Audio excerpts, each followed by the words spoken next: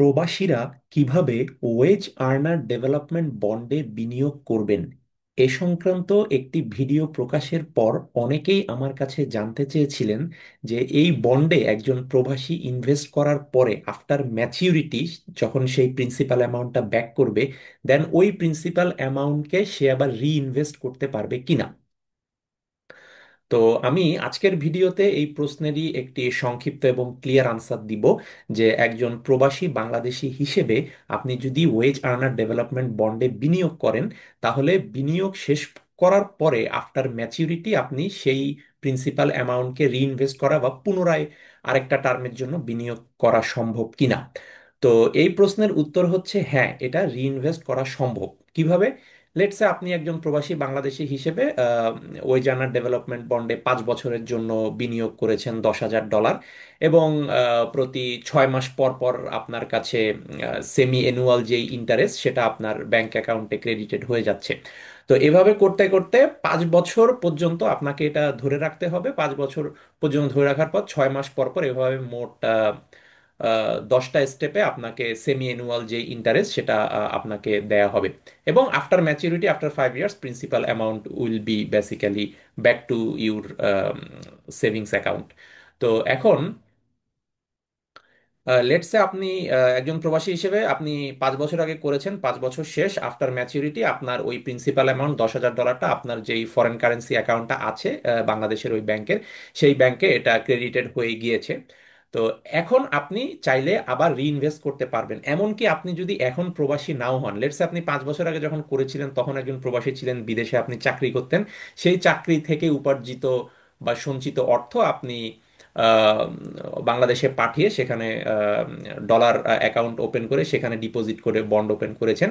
তো আপনি 2 বছর আগে বাংলাদেশে ফেরত চলে এসেছেন প্রবাসের চাকরি শেষ করে।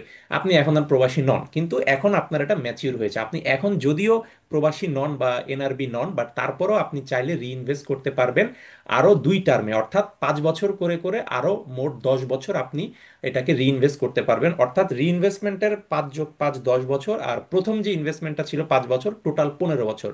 5 + 10, ইনিশিয়াল ইনভেস্টমেন্ট 5 ইয়ার্স, আর রিইনভেস্ট করতে পারবেন 2 টার্মে 5 5 করে 10, এভাবে 5 + 10 = 15 ইয়ার্স ইন টোটাল।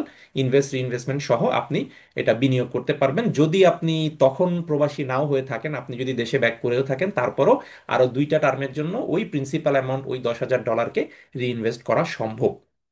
আচ্ছা, তো এটা হচ্ছে আনসার যে হ্যাঁ, অবশ্যই রিইনভেস্ট করা সম্ভব। আর আরেকটা বিষয় হচ্ছে আপনি যতদিন প্রবাসী হিসেবে আছেন, প্রবাসে চাকরি করছেন, এনআরবি স্ট্যাটাস যতদিন আপনার আছে ততদিন পর্যন্ত কিন্তু আপনি নতুন করে আবার বাংলাদেশের কোনো একটা ব্যাংকের এডি ব্রাঞ্চে আপনি ফরেন কারেন্সি অ্যাকাউন্ট যেটা ওপেন করেছেন সেখানে নতুন করে আপনি যদি আবার ডলার ডিপোজিট করেন, আবার লেটসে আপনি $5,000 ডিপোজিট করছেন, সেটা দিয়ে আপনি আবার নতুন করে বন্ডে বিনিয়োগ করতে পারবেন। সেটার সাথে কিন্তু রিইনভেস্টমেন্ট লিমিটের কোনো সম্পর্ক নাই।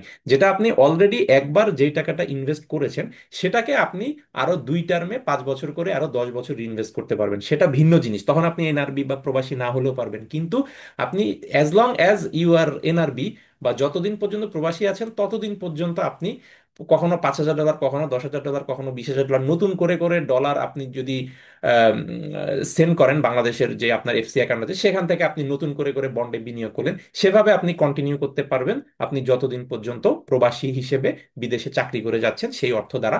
কিন্তু যেটা অলরেডি একবার ইনভেস্ট করেছেন, যেটা খাটানো হয়ে গিয়েছে, সেটাকে রিইনভেস্ট করার ক্ষেত্রে আমি বলেছি যে আরো 2 টার্মে 5 বছর করে মোট 10 বছর পর্যন্ত এটাকে রিইনভেস্ট করা সম্ভব। যেই টাকাটা একবার খাটানো হয়ে গিয়েছে বন্ডে, কিন্তু যেটা কখনো খাটানো হয়নি, আপনি সেটা অ্যাজ লং অ্যাজ আপনি প্রবাসী হিসেবে আছেন, আপনি ব্যাংকিং চ্যানেলে সেটা অথবা সুইফট ট্রান্সফার বা ক্যাশ ডিপোজিট ডলার অ্যাকাউন্টে ডিপোজিট করে আপনি নতুন করে করে বন্ডে বিনিয়োগ করতে পারবেন। যখন আপনি বন্ডে বিনিয়োগ করলেন, ওটা যখন ম্যাচুরিটি হয়ে যাবে, ওটাকে আবার খাটাতে চাইলে তখন হচ্ছে ওই 2 টার্মের রিইনভেস্টমেন্টের লিমিটেশনটা চলে আসে। কিন্তু নতুন করে যখন আপনি ডলার ডিপোজিট করছেন আপনার অ্যাকাউন্টে, সেটা আবার ফ্রেশ, সেটা আবার সেটার জন্য আবার নতুন করে রিইনভেস্টমেন্টের লিমিট জিনিসটা কাউন্ট হবে, যেহেতু ওটা আবার ফ্রেশ একটা বন্ড ইনভেস্টমেন্ট। তো এভাবে বিষয়টা আসবে।